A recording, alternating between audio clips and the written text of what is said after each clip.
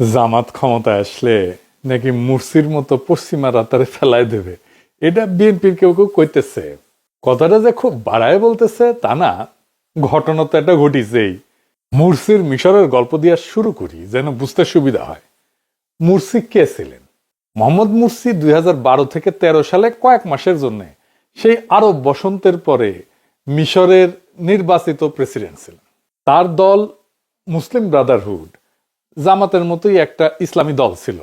এই মুরসিরা ফেলায় দেয় আর্মি, তারপরে মৃত্যুদণ্ড দেয়, জেলে ভরে, তারপরে আবার পুনর্বিচার চলাকালীন সময়ের মধ্যে তার মৃত্যু ঘটে। মিশরের মুসলিম ব্রাদারহুড খুবই জনপ্রিয় রাজনৈতিক দল ছিল, সমাজের গভীরে তার বিস্তৃতি ছিল, অনেক পুরানমার ঐতিহ্যবাহী সংগঠন ছিল। তার উপরে মুসলিম ব্রাদারহুডের জামাতের মতো 71-এর কালিমা ছিল না। তারপরেও তারা তাদের পতন ঠেকাইতে পারেনি। কেন পারেনি? মুসলিম ব্রাদারহুড কেন তাদের পতন ঠেকাইতে পারেনি, এইটা জানা দরকার। জামাত ইসলামী বাংলাদেশে ভোটে জিতে যদি সরকার গঠন করে, তারপরে কি করলে টিকে থাকতে পারবে আর কি করলে মুরসির মতো হুড়মুড় কইরা পড়ে যাবে, সেটা একটু বিস্তারিত বুঝে দেখা দরকার। আসেন সেটা একটু বুঝে দেখি।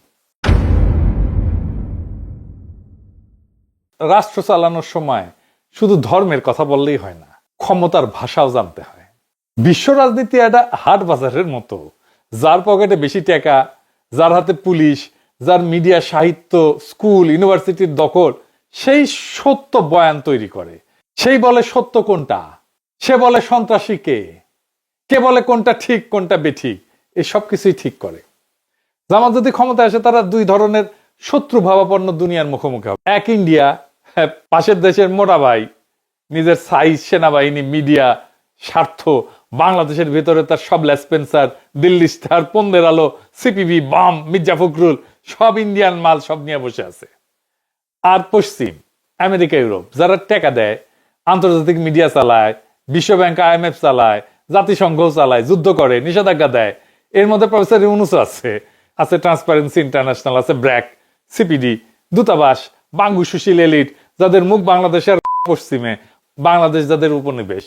এদের সাথে বিএনপির আন্ডারস্ট্যান্ডিং হয়ে গেছে, তারা নাকি বিএনপির ক্ষমতায় দেখতে চায়। এইটা আমার কথা না, আমার কথা না, এটা বিএনপি বলে দিচ্ছে।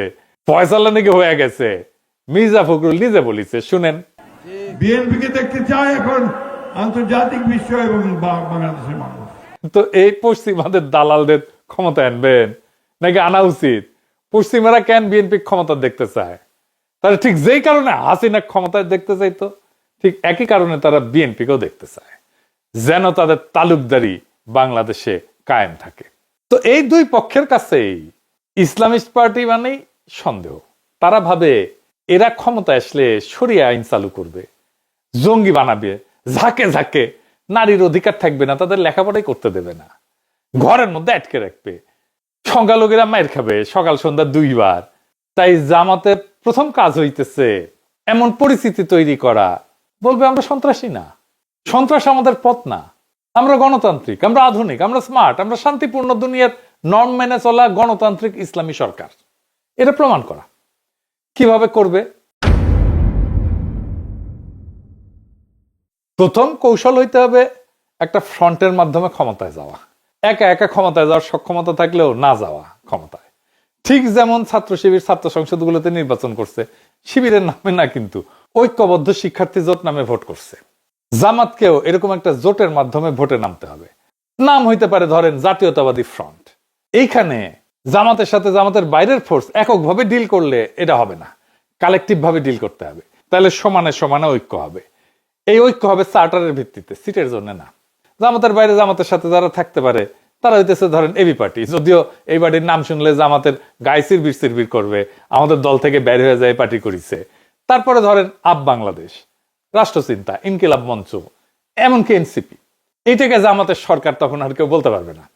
জামাতকে সিগনিফিকেন্ট সংখ্যায় বিশ্বসেরা একাডেমিশিয়ান, ইকোনমিস্ট, প্রফেশনাল, নারী, সংখ্যালঘু, লেখক, শিল্পীকে মন্ত্রিসভায় নিতে হবে। এই মন্ত্রিসভা আগে ঘোষণা করে দিতে হবে, সারা দুনিয়া দেখবে এই সরকার বাংলাদেশের স্মার্টেস্ট মালগুলো দিয়ে তৈরি, মাল মাল মাক্কন লোক দিয়ে তৈরি। এই জামাতের বাইরের শক্তি জামাতের ডিফেন্সিভ শিল্ড হয়ে দাঁড়াবে। এবারে আসেন আমরা মুরসির ভুলগুলো কি কি সেটা দেখি। কি কি ছিল তার ভুল? মুরসিরে যেভাবে ফেলা হয়েছে, আপনি খেয়াল করলে দেখবেন একই কাজ প্রফেসর ইউনূসের বিরুদ্ধে করা হয়েছিল। প্রফেসর ইউনূস টিকে গেছে, কিন্তু জামাত ইসলাম এই একই কাজ করলে টিকবে কিনা সন্দেহ আছে। আমি এক এক করে বলবো, মিলাই দেখেন। মূলত 4টা বড় কারণে মুরসির পতন হয়েছে। 1 নাম্বার, রাষ্ট্রযন্ত্র পুরোপুরি তার বিপক্ষে ছিল। মানে মিশরের প্রশাসন, বিচার বিভাগ, পুলিশ, সেনাবাহিনীর বড় অংশ দশকের পর দশক ধরে মিলিটারি এলিটদের হাতে ছিল। বাঙ্গুল্যান্ড যেভাবে সিভিল মিলিটারি ব্যুরোক্রেসি আর এলিটদের হাতে। মুরসি নির্বাচিত হইলেও এই রাষ্ট্রযন্ত্রগুলো তাকে মানতে চায়নি। সেনাবাহিনী তাকে সন্দেহ করত, মনে করত যে এই ইসলামপন্থী সরকার তাদের ক্ষমতা কমাবে। বিচার বিভাগ পুরানো শাসকদের অনুগত ছিল। আদালত মুরসির অনেক সিদ্ধান্ত বাতিল করে দেয়। পুলিশ ইচ্ছা করে আইন শৃঙ্খলা নষ্ট হইতে দিত, যাতে জনগণ মুরসির উপরে বিলা হয়ে যায়। মুরসি প্রেসিডেন্ট ছিল, কিন্তু তার হাতে প্রশাসনের কোনো কন্ট্রোল ছিল না। 2 নাম্বার হইতেছে মুসলিম ব্রাদারহুডের রাজনৈতিক অভিজ্ঞতার অভাব এবং রাষ্ট্র চালানোর অভিজ্ঞতার অভাব। এই সংগঠনটা দীর্ঘদিন গোপনে বা আন্ডারগ্রাউন্ডে ছিল। নির্বাচনী রাজনীতি বা রাষ্ট্র চালানোর অভিজ্ঞতা একেবারেই ছিল না বলতে গেলে। অতিরিক্ত দ্রুত নিজেদের লোক বসানোর চেষ্টা করছিল বিভিন্ন জায়গায়, এবং অন্য রাজনৈতিক দলগুলোকে, যারা তাদের মিত্র হইতে পারত, তাদেরকে যথেষ্ট সম্পৃক্ত না করে এই কাজগুলো শুরু করছিল। এবং এই জন্য শাসন কাজে অভিজ্ঞ আমলাতন্ত্রকে সে সামাল দিতে পারেনি। এতে করে মনে হয়েছে যখন নিজেদের লোক বসাইতে চাইছে, মনে হয়েছে মুরসি সবকিছু দখল করতে চায়। বাস্তবতা হয়তো পুরোপুরি সেটা ছিল না, কিন্তু জনমনে এই ভাবমূর্তিটা তৈরি হয়েছিল। 3 নাম্বার হইতেছে অর্থনৈতিক সংকট। মানুষ প্রচন্ড বিলা হয়ে গেছে। মুরসির সময় জ্বালানির সংকট হয়, বিদ্যুতের লোডশেডিং হয়, খাবারের দাম বাড়ে, পর্যটন খাতে ধস নামে। এই সমস্ত কারণে সাধারণ মানুষের হাতে টাকা পয়সা কমে যায়, সাধারণ মানুষের জীবন দুর্বিষহ হয়ে ওঠে, এবং লোকজন বলা বলি শুরু করে মুরসি ক্ষমতায় এসে কিছুই ঠিক করতে পারতেছে না। বাস্তবে কিন্তু অনেক সমস্যা তার আগের সরকার রেখে গেছে, কিন্তু দোষটা তাকেই নিতে হয়েছে।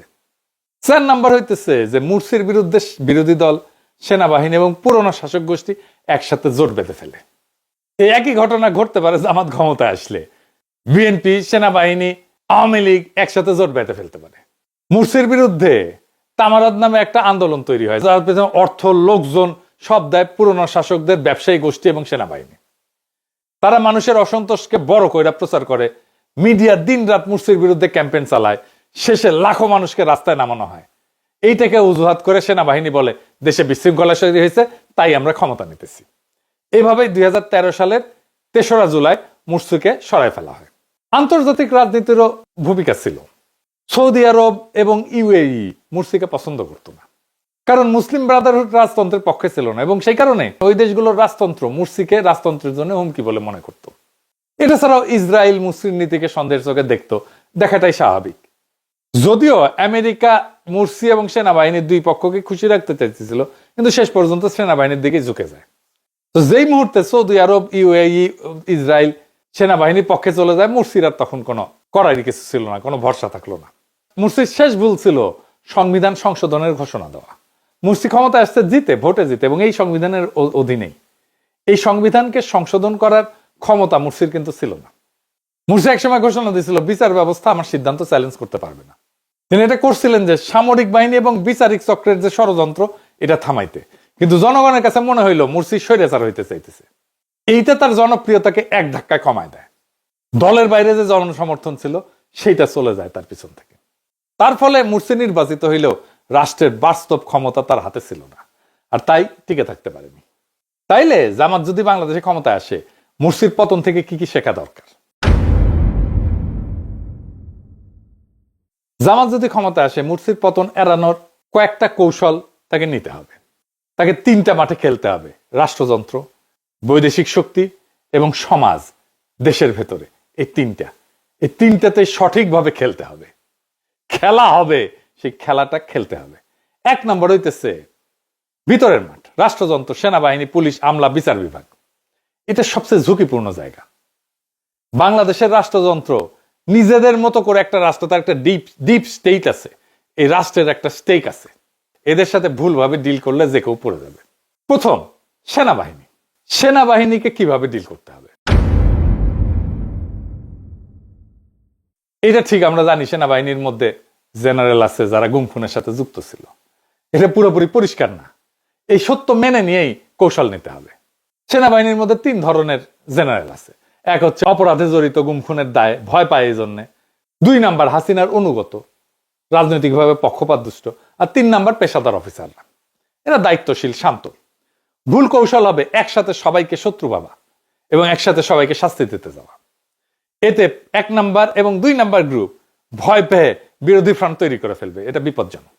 এইটার জন্য একটা ইনোভেটিভ কৌশল নিতে হবে। এটাকে বলা যেতে পারে ধরেন just transition for security sector. 3টা ধাপে এটা কাজ করা যেতে পারে। যারা অপরাধ করছে তাদের জন্য ট্রুথ অ্যান্ড অ্যাকাউন্টেবিলিটি কমিশন করা যেতে পারে। এটা প্রফেসর ইউনূস করতে পারতো, করে নাই, কারো কথা শুনে না তো সে। দক্ষিণ আফ্রিকার মতো ট্রুথ কমিশন করা যেতে পারে।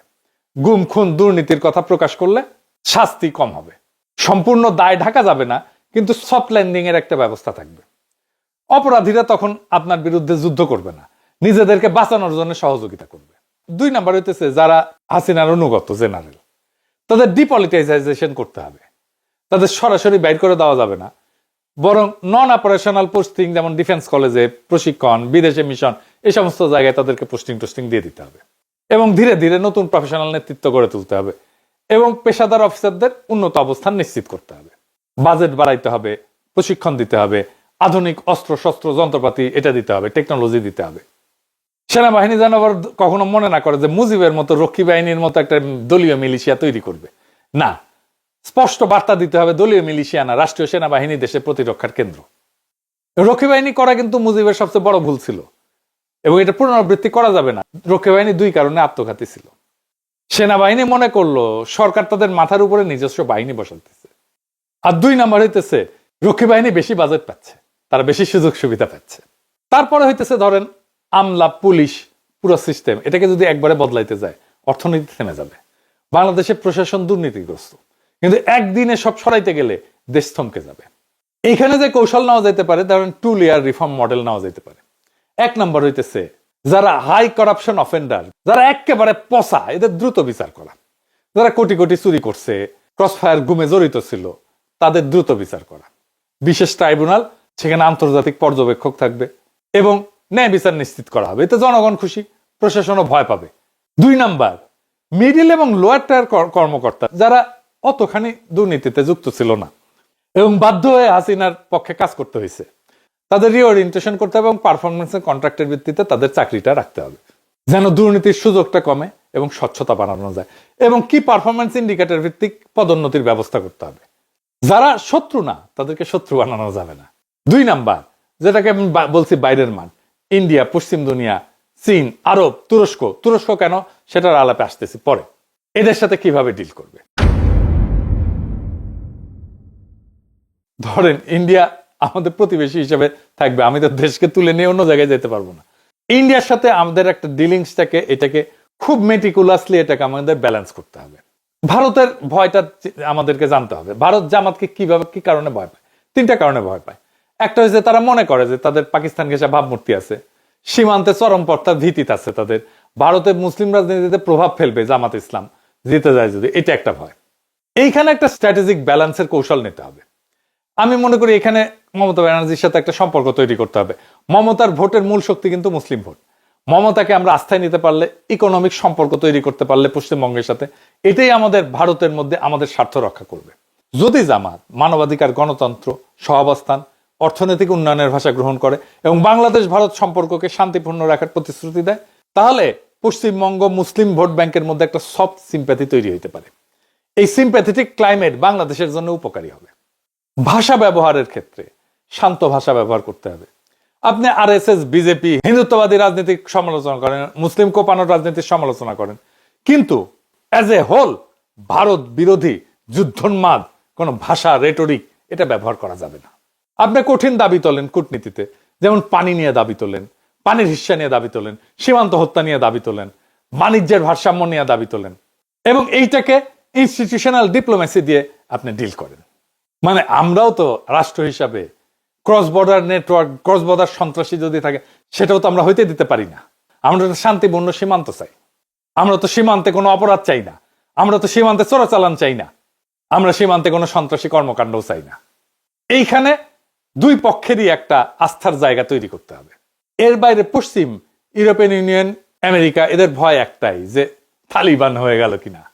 তারা 3টা জায়গায় টেস্ট করবে। এটা সংখ্যালঘুদের অবস্থা কেমন, নারীদের অবস্থা কেমন, বিরোধী দল বা মিডিয়ার অবস্থা কেমন। যদি জামাত এখানে ভুল করে বসে, তৎক্ষণাৎ এই পশ্চিমা মিডিয়া বলে বসবে বাংলাদেশ আর একটা তালেবান রাষ্ট্র হয়ে গেছে। এর ফলে কি হবে, IMF ওয়ার্ল্ড ব্যাংক টাকা বন্ধ করে দেবে, ইউরোপিয়ান ইউনিয়নের জিএসপি সুবিধা ঝুলে যাবে, রপ্তানি পড়ে যাবে ধপাস করে, অর্থনীতি ক্র্যাশ করবে এবং তার ফলে সরকার পড়ে যাবে। সমাধান খুব সহজ, নির্বাচন থাকবে, নিশ্চয়তা থাকবে, বিরোধী দল থাকবে, আদালত স্বাধীন থাকবে, সংখ্যালঘুদের নিরাপত্তা হবে রাষ্ট্রের দায়িত্ব, নারীরা শিক্ষা, চাকরি বাকরি, স্বাস্থ্য এবং এখানে সমানাধিকার অক্ষুণ্ণ থাকবে। এখানে বলতে হবে আমরা নিয়মতান্ত্রিক ইসলাম চাই এবং তার সাথে আমরা গণতন্ত্রও চাই। এই মডেল পশ্চিম কিন্তু স্বীকার করে। এরপরে আসে তুরস্কের প্রশ্ন। তুরস্ক কেন বাংলাদেশের জন্য কৌশলগতভাবে গুরুত্বপূর্ণ? অনেকে ভাবে যে তুরস্ক অনেক দূরের দেশ, কেন এত গুরুত্ব? তুরস্ক বাংলাদেশের জন্য গুরুত্ব 5টা কারণে। একটা হচ্ছে এটা মধ্যমপন্থী ইসলামের মডেল, এখানে ইসলাম আছে, গণতন্ত্র আছে, আধুনিকতা আছে, পশ্চিমের সাথে বোঝাপড়া আছে। বাংলাদেশ এই মডেল দেখাইতে পারে। তুরস্কের বিশাল ডিফেন্স ইন্ডাস্ট্রি আছে, ড্রোন, নৌবাহিনীর টেকনোলজি, সাইবার ডিফেন্স। আমরা আমাদের ডিফেন্স পারচেজের জন্য ভারত বা চীনের উপরে নির্ভরতা ছাড়াই আর একটা শক্তিশালী পার্টনার খুঁজে নিতে পারি। তুরস্ক আরব দুনিয়াতেও পরিচিত মুখ, পশ্চিমেও পরিচিত মুখ, গ্রহণযোগ্য মুখ। তুরস্ক এরপরে পশ্চিমা সামরিক জোট ন্যাটোর সদস্য, আবার মুসলিম বিশ্বের নেতৃত্বেও আছে। চমৎকার ব্যালেন্স করে চলতেছে। তুরস্কের এই মডেলটা আমাদের ফলো করা খুব জরুরি। তুরস্কের সাথে আমাদের একটা হিস্টোরিক সিলসিলা আছে, মানে আমাদের আধুনিক বাংলা সালতানাত যেটাই বলি সেটা তুর্কি বিজয় থেকে শুরু হয়েছে। তুরস্কের সাথে আমাদের একটা ঐতিহাসিক সিলসিলা আছে। এরকম দেশ আমাদের পক্ষে কথা বললে পশ্চিমারও রাগ করবে না, আরবরাও করবে না। এছাড়াও বাংলাদেশের অভিবাসী শ্রমিকদের সুরক্ষা দিতে পারে তুরস্ক, কারণ মধ্যপ্রাচ্যে তুরস্কের ইনফ্লুয়েন্স আছে। সে এমনকি রোহিঙ্গা ইস্যুতে বড় ভূমিকা রাখতে পারে, মানবিক নেতৃত্ব দিতে পারে। এটি তুরস্কের গুরুত্ব। এরপরে আছে ঘরের মাঠ। আসেন সেটা একটু বুঝে দেখি। ঘরের মাঠে থাকবে বিএনপি, বাম, সংখ্যালঘু, নারী, মিডিয়া। সেটা কিভাবে সামলাবে? বিরোধীদের স্পেস দিতে হবে, তাদের কথা বলা বন্ধ করা যাবে না, তাদের উপরে নিপীড়ন চালানো যাবে না, কারণ শেষ মুহূর্তে তারাই রক্ষা কবচ হয়ে দাঁড়াবে। মুরসির পতনের দিনে দেশের কোনো বিরোধী দল তাকে রক্ষা করেনি। বাংলাদেশেও তাই হবে যদি জামাত সব দলকে নিষিদ্ধ করে, শত্রু বানায়, বা তাদেরকে কথা বলতে না দেয়, তাদেরকে স্পেস না দেয়। কৌশল হবে ওপেন পলিটিক্স, জিরো রিভেঞ্জ। বিরোধী দল চলবে, টক শোতে মত বলবে, যা খুশি তাই বলবে, গালাগালি করবে, সমালোচনা করবে, একদম কোথাও কোনো সেন্সর নাই। গ্রেপ্তার করা যাবে না, মুখ চেপে ধরা যাবে না। আপনি যদি বিরোধী দলের বিরোধী মতকে রক্ষা করেন, আগামীকাল তারা বিদেশি চাপে আপনাকে রক্ষা করবে। বিএনপি প্রকাশ্য শত্রুতা করতেই পারে, কারণ তাদের আমরা জিতবো এরকম একটা মানসিকতা আছে। হেরে গেলে একটা বিশাল শক হবে তাদের জন্য। এখানে তো 3 ধরনের সমস্যা হবে আর কি। বিএনপি যদি হেরে যায়, তারা ভাবে যে তারা ক্ষমতা তাদেরই প্রাপ্য। তারা যদি হারে, তাদের কর্মী সমর্থকরা ধরে নেবে যে চুরি হয়েছে, প্রতারণা করছে আমাদের সাথে। এখনো মনে করে ডাকসুতে নাকি চুরি হয়েছে ভোট। চিন্তা করেন, মনে করে বিএনপির অনেক কর্মী মনে করে। তো তারা তো বিএনপি তো তখন রাজপথে বিদেশি লবিং দিয়ে সরকারকে নামাইতে চাইতেই পারে। এইরকম একটা অবস্থায় একটা ইসলামপন্থী দল যদি সরকারে থাকে, তাকে টিকতে চাইলে 3টা কাজ করতে হবে। যে হারলে সব শেষ, এই ভয়টা ভেঙে দিতে হবে। তার জন্য সুবিধা আছে, সুযোগ আছে। ভবিষ্যতের কথা চিন্তা করেন, পরের ইলেকশনের কথা চিন্তা করেন। ওপেন মেসেজ দিতে হবে বিএনপিকে যে তোমরা হারছো, তার মানে তোমাদের সব ধ্বংস হয়ে যায়নি। তোমরা বৃহৎ অপোজিশন, নেক্সট টাইমে তোমরাই আসতে পারো ক্ষমতায়। লোকজন যেন বোঝে হারলেও দল থাকবে, সংসদে আসন থাকবে, টকশোতে কথা বলার অধিকার থাকবে, মামলা হামলা গুম খুন এগুলো হবে না। এটা হইলে তারা মরিয়া অস্ত্রের দিকে কম ঝুঁকবে এবং এই 5 বছর ধরে তারা পরবর্তীতে ক্ষমতায় যাওয়ার চেষ্টা করবে। সেইভাবে তারা দল গুছাবে। 2 নম্বর হচ্ছে রিভেঞ্জের পলিটিক্স বন্ধ করা, যেটা হাসিনা শুরু করছিল। নেতাদেরকে জেলে ভরা, গুম করা, খুন করা, কর্মীদেরকে বাসায় থাকতে না দেওয়া, মিডিয়াতে অপমান করা, ব্যবসা বন্ধ করে দেওয়া। এই কাজগুলো করলে যে কেউ ভাববে, যে কোনো বিরোধী দল ভাববে যে এই সরকার থাকলে আমাদের অস্তিত্বই থাকবে না, তাই নামতে হবে, জান পান ইয়ে করে তারা নামবে। আমরা যেরকম হাসিনা আমাদেরকে যদি তারাই না দিত, এত শত্রু যদি না বানাইতো, ধরেন আমি দেশে আছি, দেশে থাকলে কি হাসিনার এত বড় ক্ষতি করতে পারতাম? এত কিছু বলতে পারতাম না। সেই জন্য ডায়ালগকে রাজনীতির একটা স্থায়ী ইনস্টিটিউট করতে হবে। প্রফেসর ইউনূস শুরু করছে মাঝে মাঝে রাজনৈতিক দলগুলোকে ডাকে, কিন্তু এই যে ডাকার বিষয়টা, এটাকে স্থায়ী ইনস্টিটিউট হিসেবে গড়ে তুলতে হবে, রীতি হিসেবে গড়ে তুলতে হবে, সংস্কৃতি হিসেবে গড়ে তুলতে হবে, পলিটিক্যাল কালচার হিসেবে গড়ে তুলতে হবে। শুধু সংকটের সময় ডেকে গোল টেবিল না, বরং একটা স্থায়ী ন্যাশনাল পলিটিক্যাল কাউন্সিল তৈরি করা যেতে পারে, যেখানে সরকার, বিরোধী দল মাসে অন্তত একবার বসবে। সমস্ত ইম্পর্টেন্ট গুরুত্বপূর্ণ ইস্যুতে বিরোধী দলের মতামত নিতে হবে প্রকাশ্যে। এমনকি তাদের যদি সংসদে সিট না থাকে, আসন না থাকে, তাদেরও মতামত নিতে হবে। বাংলাদেশে একটা স্বঘোষিত তথাকথিত সেকুলার এলিট আছে, যারা media, art, culture, NGO, think tank এটার ভিতরে শক্তিশালী, এবং এটার মধ্যে অনেকেই ইন্ডিয়া এবং আওয়ামী প্রভাবিত। এইখানে তারা শত্রুতা করার চেষ্টা করবে। যদি এদের সাথে ঝগড়া করে, সব মিডিয়া, কালচার তার বিরুদ্ধে অ্যাকসেপ্ট হয়ে যাবে। আবার এদের যদি দালালি করে, তাহলে নিজেদের যারা সমর্থক বেশ এদের কাছে বেঈমান হিসেবে পরিচিত হবে। এর বদলে কিছু স্মার্ট নীতি নেওয়া যেতে পারে। কি কি সেটা? এই মিডিয়া, সেকুলার, কালচারাল স্ট্যাবলিশমেন্টকে ডিল করার জন্য কি করা যেতে পারে? এই যে সেকুলার বনাম ইসলামী, এই বাইনারি ফ্রেমটা ভেঙে দিতে হবে। এইখানে আসতে হবে যে রাজনীতি হইতে হবে সিটিজেন রাইটস এর ভিত্তিতে, অধিকারের, নাগরিক অধিকারের ভিত্তিতে। কে সেকুলার, কে বাম, কে ডান, কে এলিট, এইটা না, সকল সিটিজেনের রাইট আছে, এবং রাষ্ট্রের কাজ হচ্ছে এই সিটিজেন রাইটসটাকে স্ট্যাবলিশ করা। কেউ গালি দিক, অসুবিধা নাই, কিন্তু লিমিট রেখে গালি দিক। ধর্ম হবে সম্মানিত, আর্ট হবে স্বাধীন, কেউ অন্যজনকে গলা টিপে ধরবে না।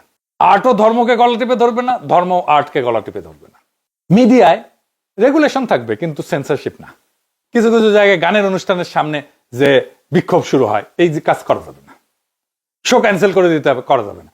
থিয়েটার, নাটক বন্ধ করে দিতে হবে, করা যাবে না। করলে ওই মুহূর্তে পুরা দায় এসে সরকারের উপরে পড়বে, জামাত ইসলামের উপরে পড়বে। আইন সবার জন্য সমানভাবে প্রয়োগ করতে হবে, মানহানি করা যাবে না, উস্কানি দেওয়া যাবে না, সহিংসতার আহ্বান করা যাবে না, অর্থনৈতিক স্বচ্ছতা থাকতে হবে, এটা সবার জন্য সমান, সবার জন্য। কালচারাল পলিসি হিসাবে ইসলামী সংস্কৃতি প্লাস প্লুরাল সংস্কৃতিকে নিতে হবে, শুধু নিষেধ না, বিকল্প তৈরি করতে হবে। যেমন বলে অশ্লীল গান বন্ধ করতে হবে, শুধু তাই না, বন্ধ করা না, বরং ইসলামী গান, নৈতিক থিয়েটার, ওয়েব সিরিজ, এগুলো ভালো মানের প্রোডাকশন দিতে হবে। তার ক্ষেত্রে দেখতেছেন না কত চমৎকার সিরিজ আমাদের দেশে, কত জনপ্রিয়। আমরা তো এটা করতে পারি। কোন উৎসবে ইসলামী নাশিদ যেমন থাকবে, তেমন রবীন্দ্র লালনও থাকবে। এতে সেকুলার এটা বুঝবে যে এরা একেবারে বর্বর না। তারপরে এক গ্রুপ তো আছে মাজার ভাঙা, এদের সাথে কিভাবে ডিল করা যায়? এটা খুব সেন্সিটিভ এবং কঠিন জায়গা। উগ্রপন্থী গোষ্ঠীরাও বাইরে থেকে দেখায় যে এটা আপনার আত্মীয়, আপনারই লোক, কিন্তু বাস্তবে তারা রাষ্ট্রটাকে ধ্বংস করে দেয়। এখানে তিনটা স্তরে কাজ করতে হবে।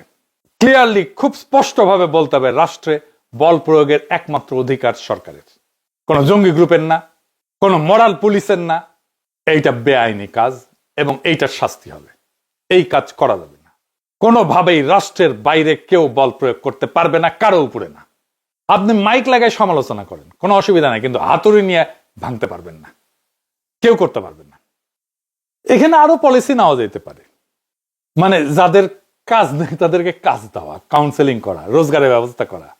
যারা সন্ত্রাস, অস্ত্রবাজি এই সমস্ত করে তাদের নীতিকে স্ট্যাবলিশ করতে চায়, তাদের জন্য সোজা কোর্ট, সন্ত্রাস বিরোধী আইন, দ্রুত বিচার, স্বচ্ছভাবে। কোন আদর্শ ভিত্তিক দল, ইডিওলজি ভিত্তিক দল, সেটা ইসলামের দলও হইতে পারে, সেটা এমনকি হিন্দুত্ববাদী দলও হইতে পারে, এরা একটা বড় ভুল করে ফেলে যখন ব্যক্তিগত বিশ্বাস বা আকিদা এইটা আর রাষ্ট্রীয় নিষেধাজ্ঞা দুইটাকে এক করে ফেলে। কে মাজারে যাবে, কে যাবে না, এটা আকিদার বিতর্ক হইতে পারে, কিন্তু হাতুড়ি দিয়ে ভাঙা, অনুষ্ঠানে হামলা করা, এটা আইন শৃঙ্খলার ব্যাপার। এই দুইটা এক করা যাবে না। স্পষ্ট নিয়ম হইতেছে অ্যাক্ট অফ ভায়োলেন্স, এটা ক্রিমিনাল অপরাধ। সেটা মাজার হোক, কনসার্ট হোক, নাট্যমঞ্চ হোক, কেউ হামলা করলে সেটা যেই করুক না কেন, এটা ফৌজদারি অপরাধ, এটা বিচার হবে।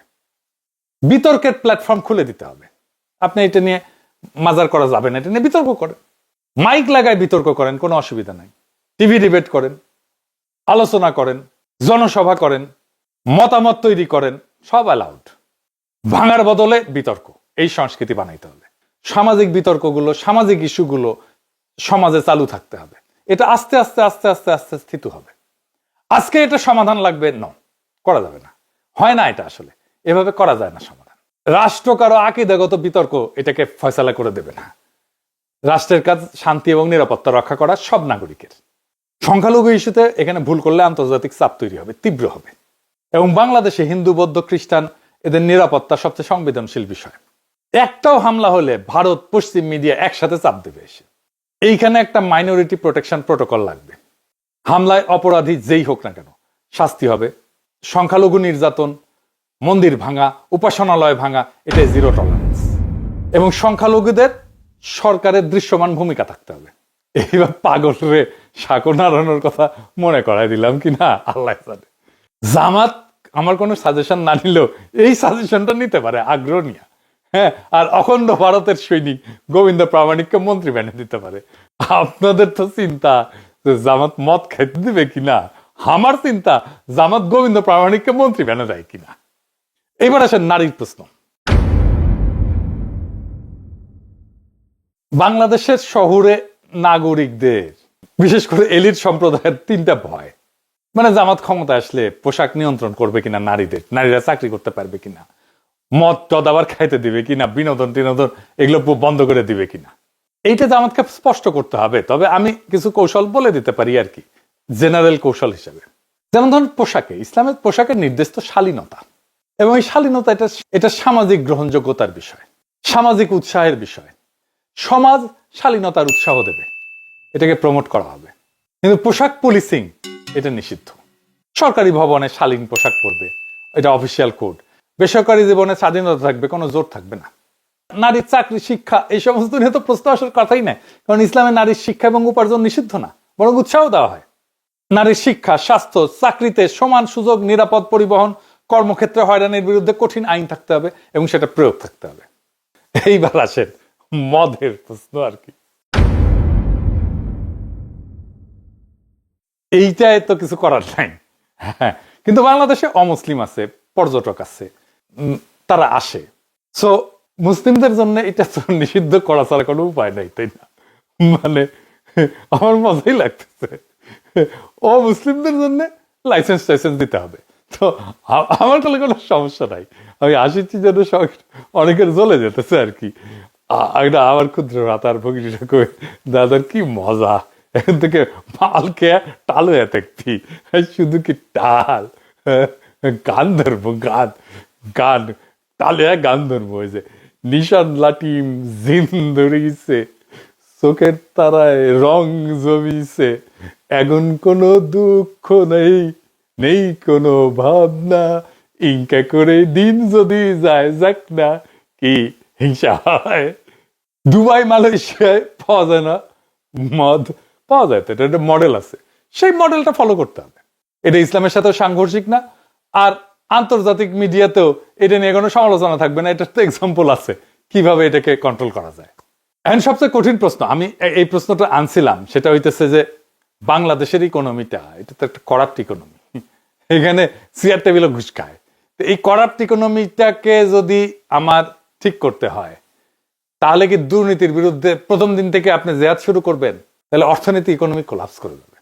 বাংলাদেশের অর্থনীতিটা করাপশন ডিপেন্ডেন্ট ইকোনমি, এটা মানি বা না মানি, এটা সত্য। হঠাৎ সবকিছু বন্ধ করলে ব্যাংক থেকে যাবে, আমদানি হবে না, গার্মেন্টস বন্ধ হবে, বাজারে জিনিসপত্রের দাম লাফায় লাফায় বাড়বে। এখানেও আমি যেটাকে বলি soft landing, anti corruption strategy, এটা নিতে হবে। এটা কি? এটা কয়েকটা ফেজে করতে হবে। প্রথম ফেজে, ফেজ 1, যেগুলো বড় দুর্নীতি, ব্যাংক লুট করছে, সিন্ডিকেট করছে, এদের বিরুদ্ধে কঠোর ব্যবস্থা, এতে জনগণ খুশি হয় আর সৎ ব্যবসায়ীরা আস্থা পায়। 2 number phase, market reform, syndicate ভাঙা, আমদানি রপ্তানি স্বচ্ছ করা, ব্যাংক যে কমিশন নেয় সেটা নিয়ন্ত্রণ করা। 3 number phase, structural reform, tax system সহজ করা, ডিজিটাল লেনদেন বাড়ানো, সরকারি কেনাকাটায় স্বচ্ছতা আনা, হঠাৎ ধাক্কা দিয়ে না, ধীরে ধীরে দীর্ঘমেয়াদী কৌশল নিয়ে এই দুর্নীতিটা কমাইতে হবে। এটা ছাড়া ধরেন বিদেশি গোয়েন্দা সংস্থা, স্পেসিফিক্যালি এদের তো একটা ইন্টেলিজেন্স একটা কাজ করে, বাংলাদেশের মধ্যে অন্তর্ঘাত করে, আমরা বুঝতে পারি। এটাকে কিভাবে সামলানো যায়, এরা কাজ করে কিভাবে। এরা যেমন মিডিয়াতে আছে কিছু ব্যক্তি এবং প্রতিষ্ঠান, যেমন ধরেন এনাস আলমগীর, এনাস মানে বুঝেন তো, তারপরে আব্দুল নূর তুষার, এই ধরনের লোকজনদেরকে দিয়ে, তারপরে পন্দের আলো, ডেলি স্টার, এগুলো তো আছেই। এনজিওতে যেমন ধরেন ব্র্যাক আছে, সিবিডি আছে, ট্রান্সপারেন্সি ইন্টারন্যাশনাল আছে, এদের সাথে এদেরকে কিছু ফান্ড টান দেয়। রাজনৈতিক ফ্যাকশন, যেমন ধরেন এই যে শেখ রুমিনুর রহমান, ফজা পাগলা, এই সমস্ত ইন্ডিয়ান মাল এদেরকে দিয়ে কাজ করে। আমরা কিন্তু বুঝি এরা কেমনে কাজ করে। সামরিক এবং প্রশাসনের কিছু কিছু জায়গায় এদের লোক আছে, তো ওয়াকারি তো তাদের লোক। তো এইভাবে তারা মাইক্রো ছোট ছোট ছোট ছোট ইনফ্লুয়েন্স তৈরি করে, মাইক্রো ইনফ্লুয়েন্স। এইটাকে সামলানোর জন্য পেশাদার কাউন্টার ইন্টেলিজেন্স তৈরি করতে হবে, এবং আমাদের গোয়েন্দা সংস্থাগুলোর মধ্যে ফরেন ইন্টেলিজেন্স ডেস্ক লাগবে, যারা এগুলো মনিটর করবে। কাদের সাথে বিদেশি যোগাযোগ আছে, কারা বিদেশি রাষ্ট্রের স্বার্থ রক্ষা করে খুঁজে বের করতে হবে, এবং তাদের কাজগুলো মনিটর করতে হবে। বিদেশি ফান্ড দেখবে, মিডিয়া ইনফ্লুয়েন্স দেখবে, এটার অপারেশন দেখবে, রাজনৈতিক পার্টি কানেকশন গুলো দেখবে, বের করবে। এবং আমাদের রাষ্ট্রযন্ত্রের ভেতরে যে কাঠামোগত দুর্বলতা আছে এটা কমাইতে হবে। বিদেশি প্রভাব, বিদেশি ইন্টেলিজেন্স এটা ঢোকে সাধারণত যেখানে লোকজন অর্থের দুর্নীতিগ্রস্ত, আদর্শে ফাঁকা, রাষ্ট্রের উপরে বিশ্বাস নাই। তাই করাপশন কমলে এদের অ্যাক্সেসটা এমনিতেই কমে যাবে। সেনাবাহিনী, ব্যুরোক্রেসি, মিডিয়া, একাডেমিয়া সবার মধ্যে একটা ন্যাশনাল ইন্টারেস্টেড বোধ তৈরি করতে হবে। এটাই আসল প্রতিরক্ষা। আর ভারতকে একটা বার্তা দিতেই হবে যে আমরা তোমাদের বিরুদ্ধে ক্যাম্পেইন করতে চাই না, তোমরাও আমাদের আভ্যন্তরীণ রাজনীতিতে হস্তক্ষেপ করবে না।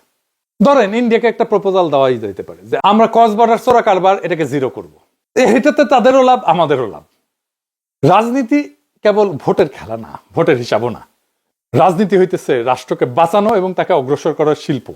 মুরসি ভোটে জিতছিলেন কিন্তু টিকতে পারেননি, কারণ তিনি বুঝতে পারেননি যে ক্ষমতার মাইক্রোফোন হাতে পেলেই ক্ষমতা পাওয়া যায় না। ক্ষমতা টিকে থাকে রাষ্ট্রযন্ত্র, জনগণ, প্রতিবেশী, বৈশ্বিক শক্তি, এই চারটা চাকার উপরে। একটা চাকা নষ্ট হইলেই গাড়ি উল্টায় যায়। এটা মিশরে ঘটছে, এটা ইতিহাসের কথা। আজ বাংলাদেশের এই রাজনৈতিক যুদ্ধক্ষেত্রে যারা বলে যে জামাত ক্ষমতায় আসলে মুরসির মতো ফেলাই দেবে পশ্চিমে, তারা কিন্তু শুধু ভয় দেখাচ্ছে না, তারা ইতিহাসের আয়না ধরতেছে। কিন্তু ঘটনা এটা যে ভাগ্যকে কিন্তু বদলানো যায়, ইতিহাসকেও বদলানো যায়, যদি ভুলকে ভুল হিসাবে স্বীকার করে আগেই তার ওষুধটা তৈরি করে ফেলা যায়। এই দেশের রাষ্ট্রযন্ত্র, এই দেশের প্রশাসন, এই দেশের গোয়েন্দা, এই দেশের মধ্যবিত্ত, এই দেশের সেকুলার কালচারাল এলিট, এই দেশের প্রতিবেশী ভারত, এই দেশের বৈশ্বিক শক্তি, এদের কারো হাতেই কোনো জাদুর কাঠি নাই। তাদের কাছে শক্তি হয়তো আছে, কিন্তু শক্তি মানেই নিয়তি না। নিয়তি গড়ে ওঠে সঠিক রাজনৈতিক প্রজ্ঞা দিয়ে।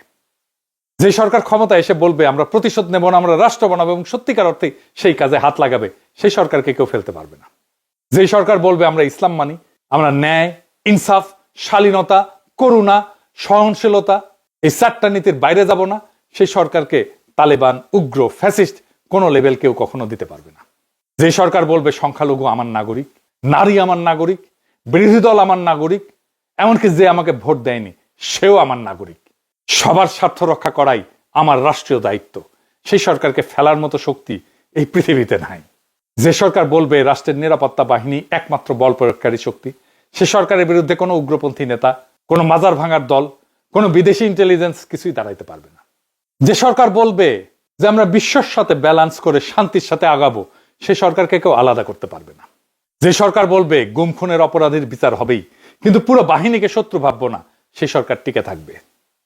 যে সরকার বলবে দুর্নীতি আমরা বন্ধ করব কিন্তু অর্থনীতি বন্ধ করে না, সফট ল্যান্ডিং দিয়ে আমরা এটাকে সামলাবো, সে সরকার জনগণের সাথে থাকবে। যে সরকার বলবে মরাল পুলিশিং না, নারীর শিক্ষা, চাকরি, নিরাপত্তা অক্ষুণ্ণ থাকবে, রাষ্ট্র হবে ইনসাফ, ন্যায়, সংযম, শালীনতা এবং স্বাধীনতার মিশ্রণ, সেই সরকারকে পশ্চিমারাও ফেলতে পারবে না। আর ইন্ডিয়া তো দূর কি বাত। মুরসির পরিণতি অনিবার্য ছিল না, কিন্তু তার ভুল তাকে দুর্বল করছে। দুর্বল সরকারকে সবাই ফেলে দিতে চায়, কিন্তু স্মার্ট সরকার, বুদ্ধিমান সরকার, ইনসাফ এবং ন্যায়কে কায়েম করার সরকার, এমন সরকারকে ফেলা যায় না। বাংলাদেশের আগামীর পথ খুব স্পষ্ট। বাংলাদেশ কোনো উগ্রবাদী পথ নেবে না, বাংলাদেশ কোনো প্রতিশোধের পথ নেবে না, বাংলাদেশ কোনো অধর্মের পথ নেবে না। এই দেশ নেবে ইনসাফের রাজনীতি, সংযমের রাষ্ট্র, সাম্যের সমাজ এবং মর্যাদার কূটনীতি। যেই দল এই পথ নেবে সেই দল টিকে থাকবে, তাকে ফেলানোর ক্ষমতা কারো নাই।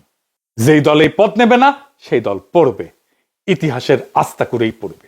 ইতিহাস আমাদের সামনে দরজা খুলে দিছে। এখন দরকার সঠিক সিদ্ধান্ত, দরকার প্রজ্ঞা, দরকার সহনশীলতা, দরকার আত্মবিশ্বাস। আর একটা বাক্য মনে রাখা দরকার, ক্ষমতায় যাওয়াই বড় কথা না, ক্ষমতায় টিকে থাকাটাই বড় কথা। এটাই ইতিহাসের প্রকৃত পরীক্ষা, এবং আমরা বাংলাদেশের জনগণ এই পরীক্ষায় এবার ভুল করব না, ইনকিলাব জিন্দাবাদ।